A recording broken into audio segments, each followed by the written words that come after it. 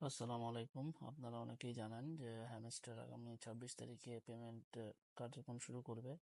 তো হ্যামস্টারের কয়েনগুলো এক্সচেঞ্জ করার জন্য আপনার বাইন্যান্সে আমাদের যেতে হবে, হ্যামস্টারের ইয়ারড্রপ অপশনে। সেখান থেকে আমরা বাইন্যান্স এক্সচেঞ্জে ক্লিক করব। ওইখানে কেএসি ফিল আপ করে তারপর আমরা পেমেন্টগুলো নেব। এর জন্য আমাদের বাইন্যান্স অবশ্যই অ্যাকাউন্ট থাকতে হবে, ভেরিফাইড অ্যাকাউন্ট।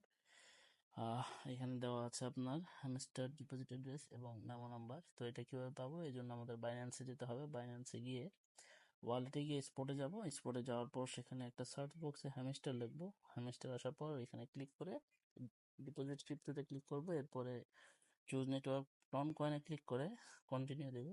তারপরে এখানে ডিপোজিট অ্যাড্রেসে যে অ্যাড্রেসটা আছে সেটা কপি করে আমরা হ্যামস্টারে চলে যাব।